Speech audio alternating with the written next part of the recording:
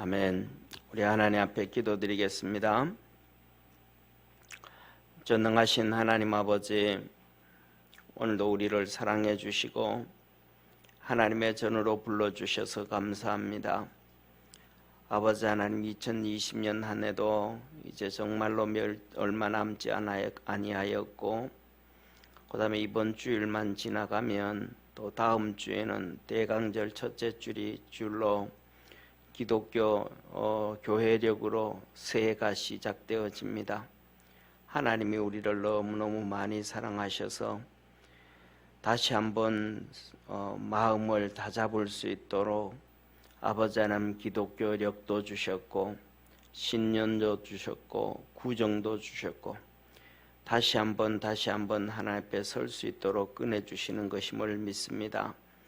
우리 한 해를 2020년을 돌아볼 때에 중공 코비드19로 인해 가지고 모든 것이 하나님 앞에서 부끄럽고 죄송하고 우리의 못난 모습들이 지천에 널려져 있지 않았었나, 그런 생각을 합니다. 이 시간 하나님 앞에 나와 기도하고 간구하고 예배드리며 찬송하고 말씀 들을 때에 우리 속에 있는 심령이 살아 움직이게 하시고 깨닫게 하여 주옵시고, 주님을 향하여 두 손 들고 나갈 수 있는 축복의 성도들 되게 하옵소서. 구원의 역사 이루어 주옵소서. 이 시간에도 하나님 앞에 우리 유재한 집사님, 이은수 권사님 선교헌금 드립니다. 주께서 축복해 주시고 믿음으로 복을 더하여 주시고 강건케 하셔서 하나님의 거룩한 역사 있도록 하늘 문을 열어 축복하옵소서. 구원하신 주님께 감사드리옵고 예수님의 이름으로 기도드립니다. 아멘. 우리 하나님 말씀 같이 보겠습니다. 누가복음 22장 47절에서 53절까지 한 절씩 교독하겠습니다. 말씀하실 때에 한 무리가 오는데 12 중에 하나인 유다라 하는 자가 그들의 앞에 서서 와서 예수께 입을 맞추려고 가까이 하는지라. 예수께서 이르시되 유다야, 내가 입맞춤으로 인자를 파느냐 하시니, 좌우가 그 될 일을 보고 여짜오되 주여 우리가 검으로 치리이까 하고, 그 중에 한 사람이 대제사장의 종을 쳐 그 오른편 귀를 떨어뜨린지라. 예수께서 일러 가라사대 이것까지 참으라 하시고 그 길을 만져 낫게 하시더라. 예수께서 그 잡으러 온 대제사장들과 성전의 공관들과 장로들에게 이르시되 너희가 강도를 잡는 것 같이 검과 몽치를 가지고 나왔느냐. 우리 53절 합독하겠습니다. 내가 날마다 너희와 함께 성전에 있을 때에 내게 손을 대지 아니하였도다. 그러나 이제는 너희의 때요 어둠의 권세로다 하시더라. 아멘. 오늘은 우리 누가복음 22장 47절에서 53절에 있는 말씀, 제목이 어둠의 때입니다. 어둠의 때. 오늘 53절에 보면 주님께서 이렇게 말씀을 하셔요. 예수님을 잡으러 온 대제사장의 종들과 그 다음에 군관들과 그 다음에 장로들, 이 사람들을 얘기하는 거예요. 그들에게 이제는 너희의 때요 어둠의 권세라. 이제 너희들이 할 때가 됐다. 어둠의 때가 됐다. 이렇게 하나님이 말씀합니다. 이것을 보면서 뭐냐 하면 예수님은 이 땅에 우리를 구원하러 오셨거든요. 십자가의 때가 있었던 거예요. 십자가에 못 박힐 때는 예수님이 하신 말씀이 어둠의 권세의 때라는 거예요. 어둠의 때에 일이 있었다. 예수님은 이 땅에 우리를 구원하시기 위해서 그 목적을 가지고 하나님의 뜻을 가지고 왔습니다. 예수님이 오신 목적이 하나님의 뜻을 이루기 위한 것이었죠. 우리 주님께서 마태복음 6장에 이렇게 말씀을 하십니다. 마태복음 6장에 보면 하나님께서 들에 피는 백합화 또 공중에 날아다니는 새들도 다 먹이시고 입히신다. 그러면서 하신 말씀이 너희 그들보다 너희들은 더 귀하지 아니하냐. 이 말씀은 다르게 표현을 해보면 들에 있는 이름 모를 꽃들도 날아다니는 새들도 새도 여러 종류의 새가 있죠, 그죠? 그냥 동네에서 그냥 살고 있는 참새가 있는가 반면에 봄에 날아오는 철새, 이 제비도 있고요. 겨울에 날아오는 저 북쪽에서 날아오는 독수리도 있고요.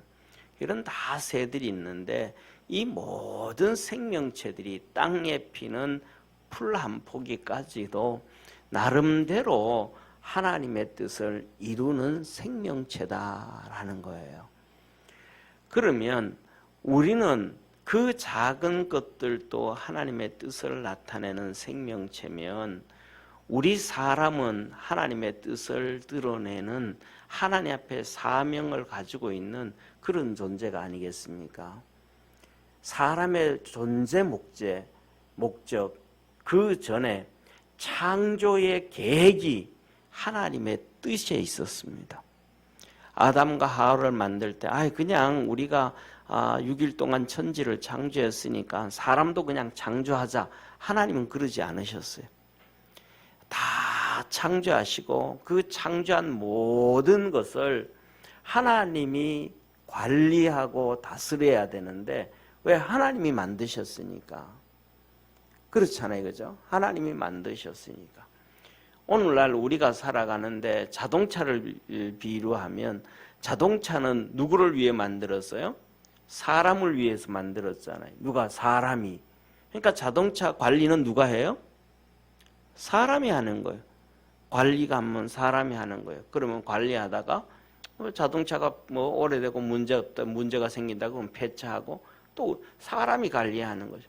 이 땅을 첫째 날부터 여섯째 날까지 하나님이 다 창조하셨는데 그것을 관리를 누가 하셔야 돼요? 하나님이 하셔야 되는 거예요.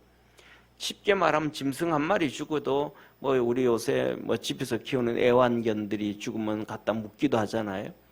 시골에서 그런 짐승들이 죽으면 묻어야 되는 것 사람이 해야 되는 거예요. 왜? 그 죽은 것 시체를 그냥 놔두면 이것들이 벌레가 생기고 그다음에 병충해가 생기고 여러 가지 그런 것들로 인해 가지고 나중에 전염병도 생긴단 말이에요. 그래서 하나님께서 뭐냐 하면 이렇게 출애굽했을 때 이스라엘 백성들에게 하나님께서 출애굽 때 이스라엘 백성들에게 얘기를 해요. 이스라엘 백성들이 광야에 나왔으니까 광야에 나와서 없는 게 하나가 있어요. 다른 거 없는 거 많겠지만은 그 중에 없는 게 하나가 있어요. 그 없는 게 뭐냐면 화장실이 없는 거예요. 어디서 어떻게 해야 될지를 모르는 거예요. 그러니까 그냥 사람들은 아무 데나 그냥 누고 아무 데나 이렇게 하면 정말 난리 나잖아요. 그죠? 이렇게 성전 중심으로 다 12지파가 이렇게 빙 둘러 있는데 아무 데 놓으면 안 되잖아요. 하나님이 그것도 정해줬어요. 성경에 보면. 경내에 텐트 친 바깥에 가서 사람들이 화장실을 사용하고 그 다음에 그 받던 변은 흙으로 꼭 덮으라는 거예요. 흙으로 덮으라는 거예요. 왜 사람의 뼈? 그렇게 보면 우리는 그러잖아요. 하나님 좀 이상하네요. 소라든지 돼지라든지 말이라든지 다른 것들은 전부 변을 보고 덮지를 않잖아요. 그냥 싸적해놓고 끝나잖아요. 소도 그냥 소똥 싸놓고 나면 소똥구리가 그걸 다 처리하잖아요. 그런데 사람은 왜 누구는 그걸 흙으로 덮으렸나? 그 이유가 한 가지가 제가 보기에는 이런 것 같아요. 뭐냐면 세상에 있는 모든 동물들에게는 비타민 C가 몸 자체 안에서 만들어집니다. 모든 동물들은 몸속 자체 안에서 비타민 C가 만들어집니다. 그런데 사람만 몸속에서 비타민C가 만들어지지가 않아요. 사람만 비타민C를 흡수해야 됩니다. 과일을 먹든지 채소를 먹든지 뭐를 먹든지. 그런데 이것을 먹기가 정말로 비타민C를 그대로 섭취하기가 정말로 어려워요. 정말로 어려워요. 그래서 뭐냐면 비타민C는 그냥 인공적으로 비타민C를 먹어야 돼요. 그 특징 중에 하나, 왜 그래야 되냐 하면, 예를 들면 집에서 그 애완견 키우는 사람 있어요? 예, 우리 지금은 없으신 것 같아요. 애완견 키우면 집에 개가 똥을 누잖아요. 개가 집에 똥을 누는데 특징이 개 똥에서 냄새가 안 나요. 소가 똥을 놔도 냄새가 안 나요. 돼지가 똥을 싸도 냄새가 안 나요. 그것이 나중에 뭐냐면 부패하기 때문에 부패할 때 냄새가 나는 것이지 처음에 똥을 쌌을 때 냄새가 안 나요. 이게 왜 냄새 안 나냐면 비타민C 때문에 그런 거예요. 그래서 뭐냐면 비타민C의 특징은 이 사람이 음식을 먹고 영양분을 공급하는 데 있어서 예를 들면 97%의 사람에게 영양분을 주는 거라 그러면 그 중에 3%는 독소가 있어요. 그 독소들 때문에 뭐냐면 사람이 빵구를 끼면 냄새가 나는 거예요. 그래서 음식과 함께 비타민을 섭취하면 그 음식 속에 있는 독소를 제거해줘요. 그리고 또 혈관을 보호해 준다든지 이런저런. 그래서 뭐냐면 감기가 심하게 들었을 때 감기약이 거의 다 비타민을 먹어요. 그리고 그 다음에 또 하여튼 중병에 들었다든지 할 때 병원에 가서 링거를 맞을 때 뭐 어떤 사람들 같은 암병 치료하고 할 때 링거 맞고 할 때는 이 비타민C를 그냥 메가도스로 맞춰요.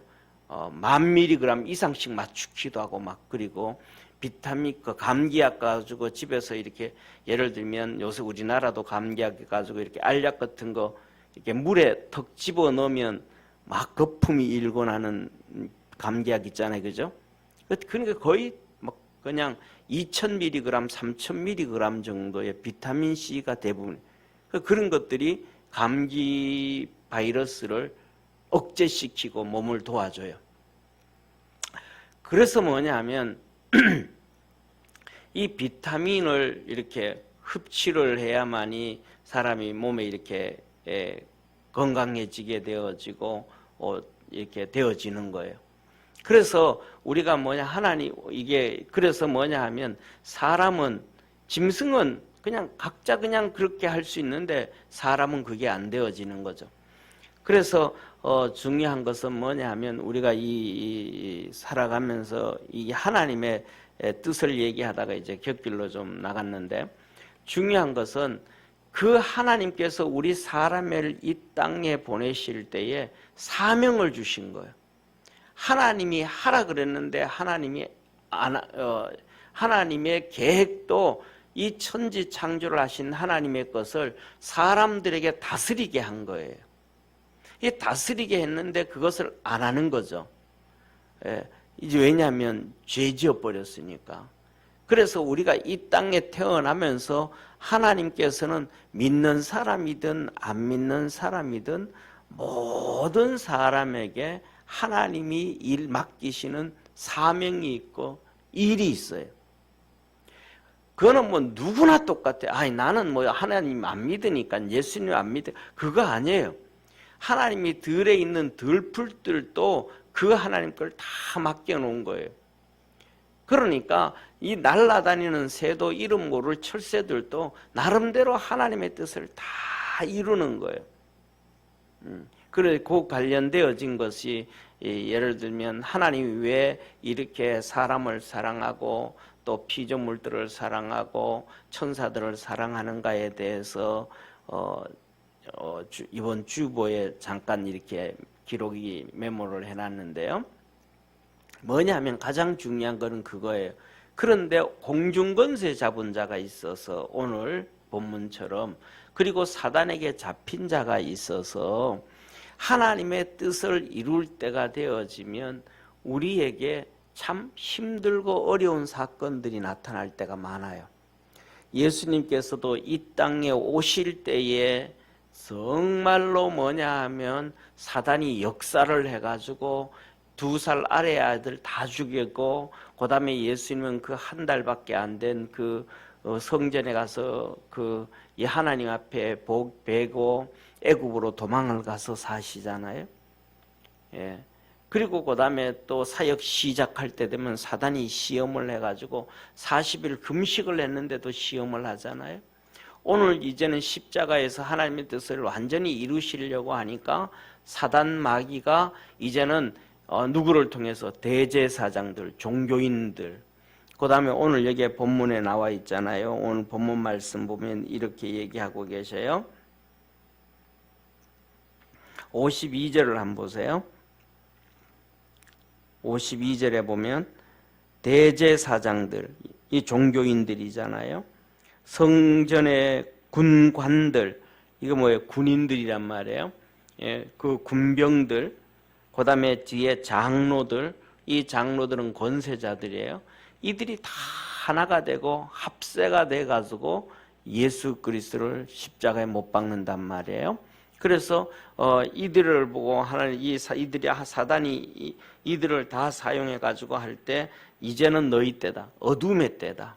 그러니까 우리가 살아가면서, 한마디로 말하면 우리가 살아가는 동안 하나님의 뜻을 이루어 갈 때에 그냥 쉽게 하나님의 뜻을 이루어 갈 수 있으면 정말로 좋겠지만은, 하나님의 뜻을 이루어 갈 때에 이 사단들이 이렇게 역사하고 일함으로 말미암아 어려움이 찾아오는 것처럼 우리에게도 어려움이 찾아오고 우리에게도 어둠의 때가 있다라는 것을 기억할 줄 아는 믿음의 성도 되어지기를 축원합니다. 그래서 이 어둠의 때에 이 하나님의 뜻을 이루어가는 과정에서 이 어둠의 때 우리 삶 속에 어둠이 찾아왔고 고난이 찾아왔고 고통이 찾아왔을 때 거기에서 주저앉고 낙심하고 포기하면 하나님의 뜻을 이룰 수가 없다라는 거예요. 그래서 그때는 정말로 하나님만 굳건하게 바라보고 의지하고 달려갈 수 있는 축복의 우리 성도 되어지기를 주의 이름으로 축원합니다. 오늘 여기에 보면 세 종류의 사람들이 예수님을 잡잖아요. 제사장들이에요. 그 제사장도 그냥 제사장이 아니고 대제사장들이란 말이에요. 그럼 대제사장들은 1년에 한 번 지성소에 가서 하나님의 이름을 부를 수 있는 유일한 사람들이에요.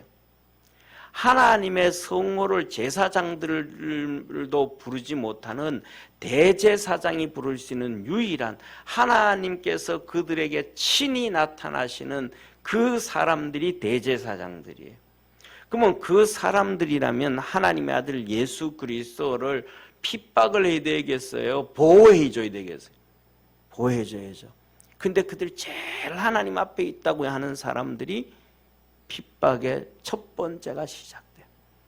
그 다음에 두 번째는 세상의 모든 힘이 어디로 나와요?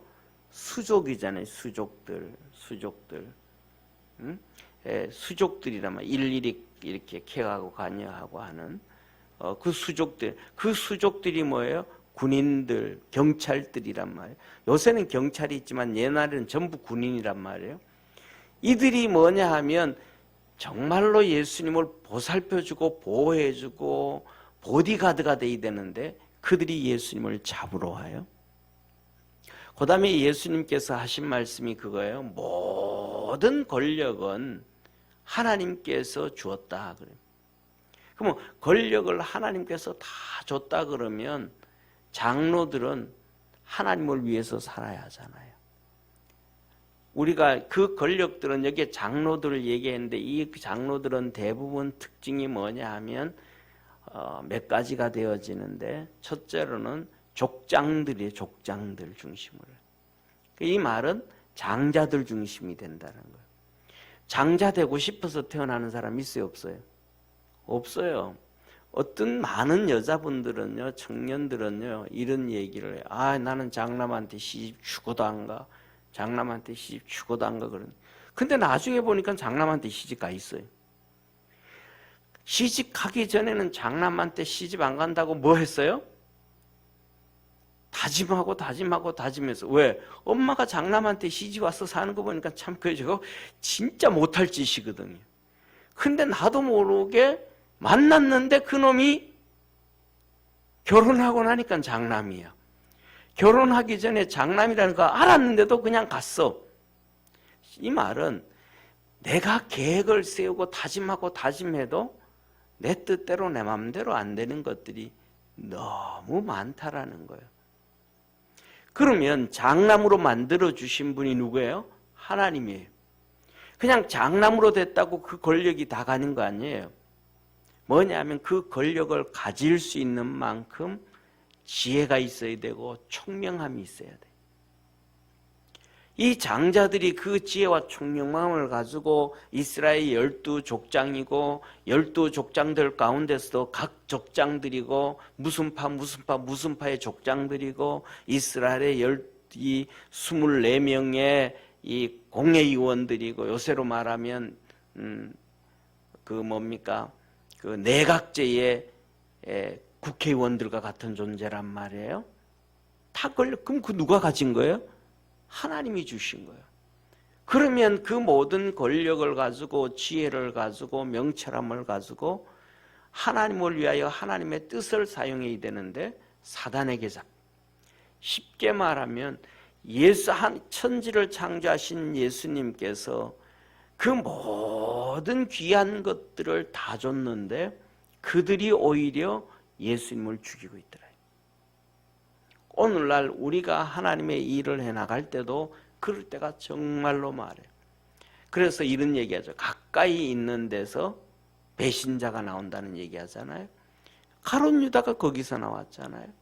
가룟 유다 같은 경우는 예수님이 그에게 재정부장을 맡긴 사람이라면 그 재정부장을 맡겼거든요. 요한복음에 보면 그 제일 그냥 신임해 주는 거예요. 그냥 제일 귀한 거 맡겨주는 거예요. 그런데도 그렇게 되었죠.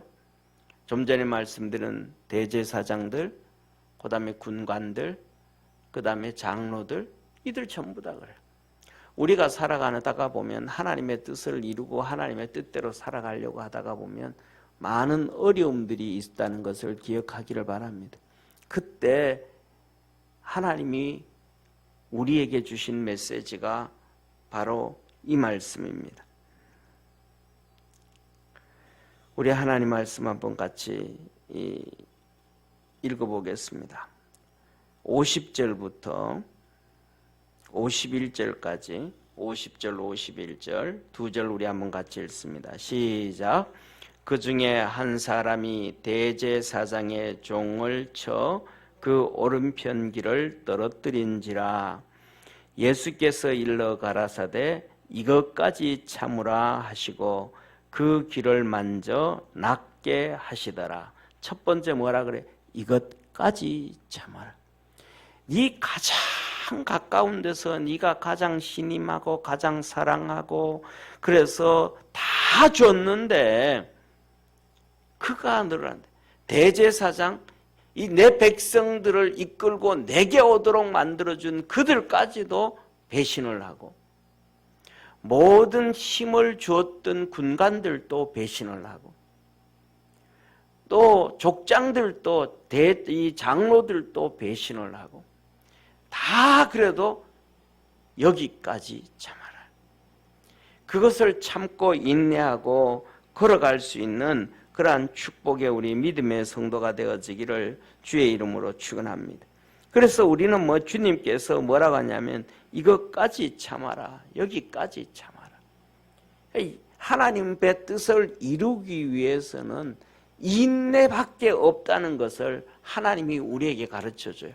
어떤 데는 그렇게 살아가서 우리가 하는 이 하나님의 뜻대로 살고 의를 이루다가 보면 우리 삶 속에 여러 가지 문제가 터질 어려움이 있을 때가 있어요. 때에 따라서는 남편이 그 길을 막기도 하고, 때에 따라서는 아내가 막기를 하기도 하고, 때에 따라서는 자식이 막기도 하고, 때에 따른 형제가 막기도 하고. 아니, 나를 좀 이해해 줘야 되는 사람 아니에요? 이렇게 얘기할 수밖에 없는데 그들이 하나님의 뜻을 이루어가는데 방해가 되어지고 막을 때가 많아요. 왜? 성경에 그랬잖아요.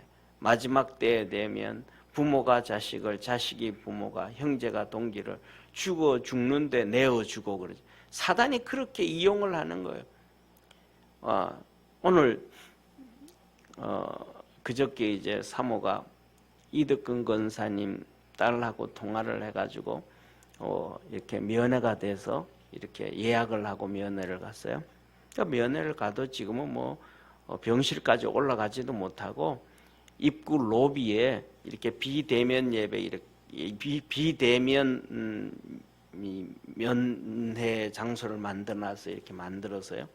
그 입구에 가가지고 뭐 이렇게 다 적고 그다음에 온도 재고 그리고 있다 보면 이제 그 간병인이 휠체어가 아니고 이 침대를 통째로 끌고 이렇게 와요. 이게 우리는 다 마스크하고 다 마스크. 간병인도 옆에 다 마스크 다 하고 그다음에 이제 이덕근 권사님도 이제 환자로서 마스크 다 하고 그러고 있는데 이렇게 이제 유리로 이렇게 돼 가지고 유리에 구멍이라도 뚫어 놓으면 좀 말이 통할 텐데 유리에 구멍도 안 뚫어 놔 가지고 말을 해도 잘 못 알아듣고 막 또 권사님 귀가 또 좀 어두워서 더 잘 못 알아듣고 그래요. 그냥 뭐 말 정말 잘 못 알아들어요. 그런데 그 전에는 치매가 좀 심했는데 치매가 많이 좋아졌어요. 하나님의 은혜예요. 그리고 살도 막 이렇게 뚱뚱하셨잖아요. 그래서 이렇게 병석에 누워 있기 힘들어서 이렇게 여러 가지 있었는데 살도 많이 빠져가지고 오히려 그때보다 훨씬 더 얼굴도 좋아져 보여요. 많이 그런데 그 마스크를 이렇게 쓰고 있는데도 권사님이 턱 나오시더니 목사님이라고 대부분 알아보시는 거예요. 예, 그렇게 알아보시는데 마음이 얼마나 그냥 이렇게 짠하고 아프든지. 그리고 이제 나오면서 우리 전사님 그런 얘기해요. 하나님이 왜 저렇게 이렇게 어렵게 누워 계시게 저렇게 놔두시는지 하나님의 뜻을 잘 모르겠다고, 하나님의 뜻을 잘 모르겠다고 그런 얘기를 이렇게 해요. 그래서 제가 그런 얘기를 했습니다. 첫째로는 하나님께서 권사님에게 하늘의 복을 주시려고 이 땅에서 살아가는 우리의 삶의 고난은 하나님의 뜻을 이루기 위한 과정임을 믿으시길 바랍니다. 그것이 나이가 많아서 병석에 1년이 있든 2년이 있든 3년이 있든 하나님의 뜻을 이루어 가는 거예요. 그 고난을 당하면서 예수님의 고난에 동참을 하는 거예요. 그래서 베드로서에 분명히 기록을 하고 있잖아요. 너희 불같은 시험 당함을 이상한 일 당하는 것처럼 여기지 말라. 이것은 너희가 그리스도의 고난에 동참하는 것이라. 주께서 오실 때 너에게 상 주시기 위함이라. 우리가 이 땅에 당하는 어떠한 어려움과 고난도 하나님의 뜻을 이루어가는 과정이에요. 그리고 두 번째로는 또 뭐냐 하면 이 자녀들에게 하나님께서 복 주시기 위함이다. 그 다음에 세 번째로는 우리가 이렇게 또 와서 신방하고 기도하고 이렇게 가잖냐고, 우리에게도 하나님이 복 주시기 위한 하나님의 계획이다. 사랑하는 성도님, 하나님의 뜻은 이 땅에서 어려움 없이 이루어지는 것은 아무것도 없습니다. 하나님의 뜻은 이 땅에서 우리의 고난과 어려움과 고통과 눈물과 한숨과 그것을 더 뛰어넘는 정말 처절한 고독입니다. 외로움입니다.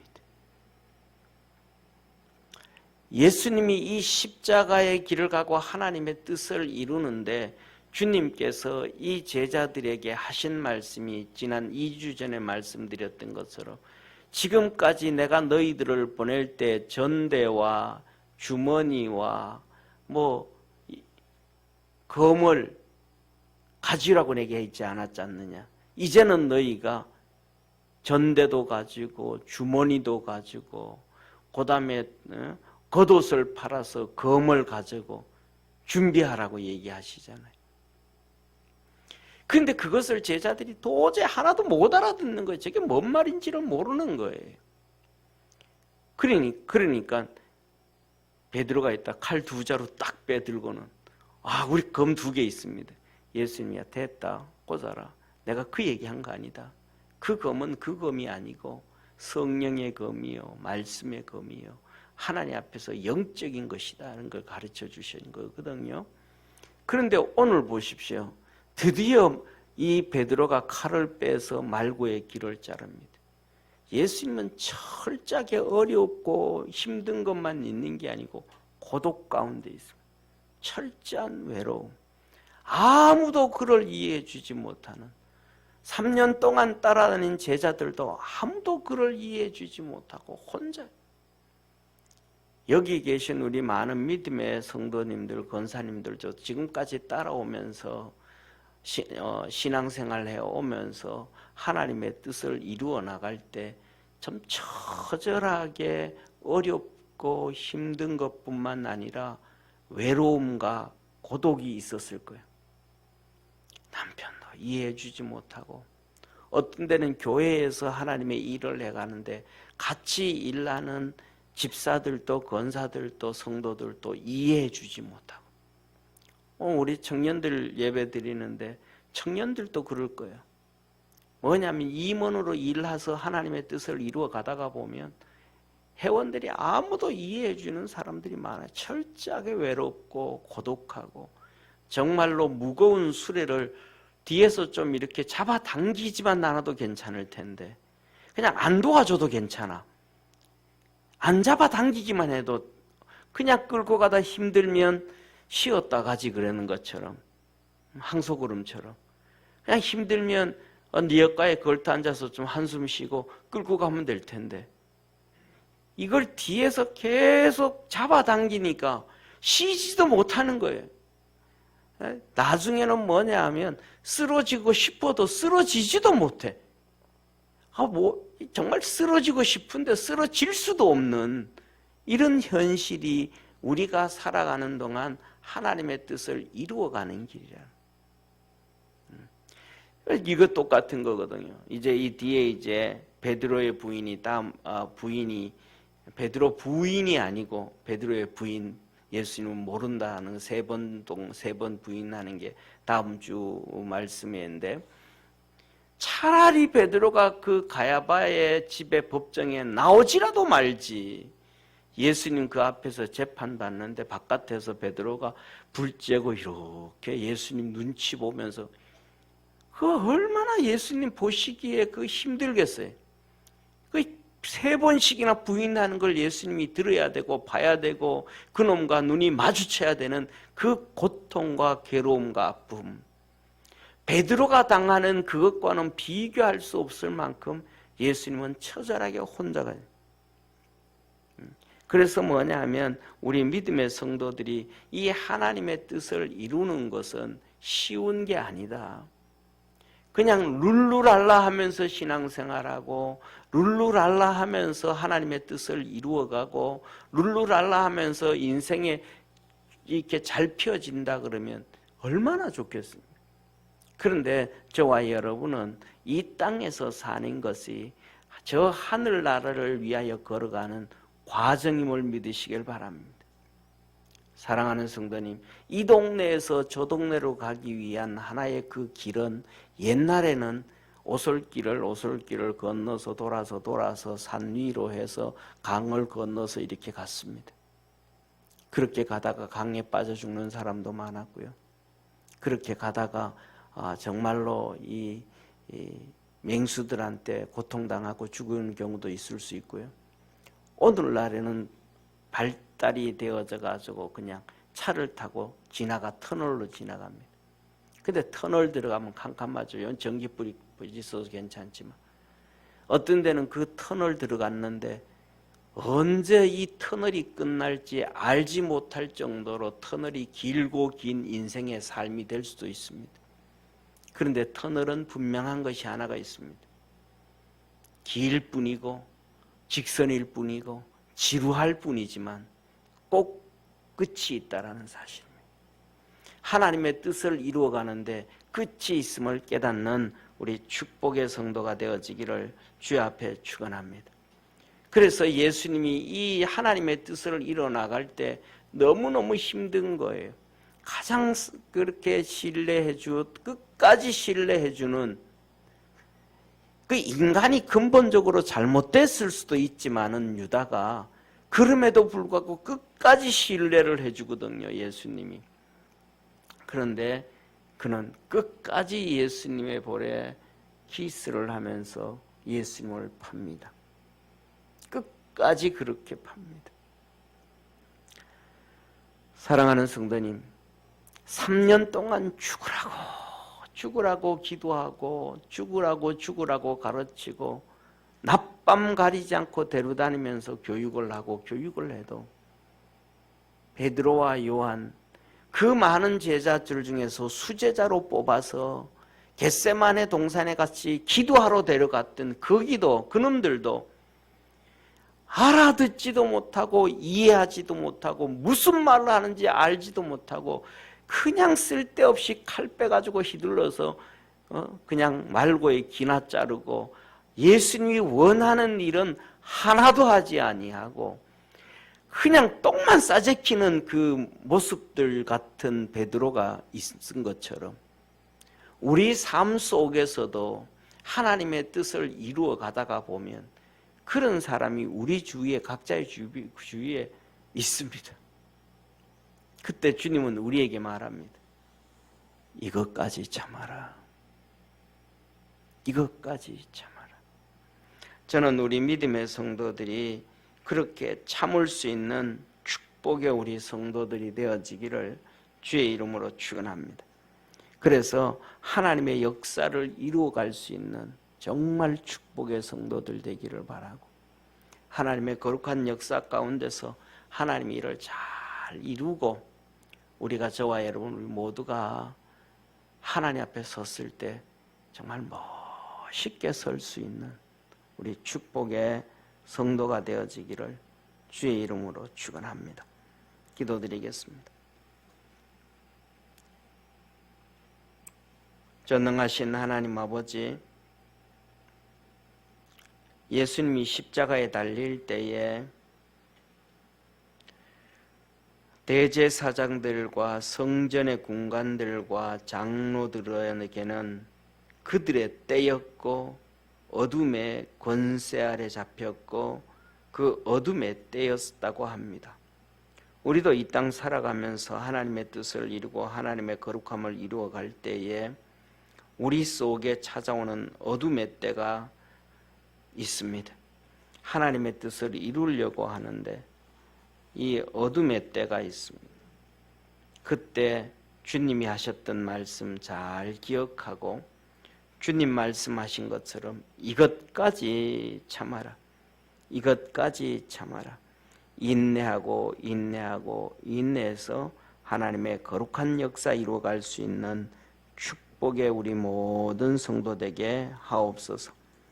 로마서에서 말씀을 하신 것처럼 환난 중에도 기뻐해라. 환난은 인내를, 인내는 연단을, 연단은 소망을 이룬 줄 알미라 하셨던 그 말씀을 오늘 본문 말씀을 생각하며 다시 한번 기억하게 하옵시고 믿음 안에서 승리하는 축복의 성도들 되게 하시고 각자에게 맡기신 하나님의 사명을 모두가 다 잘 감당할 수 있게 하옵소서. 구원하신 우리 주 예수님의 이름으로 기도드립니다. 아멘.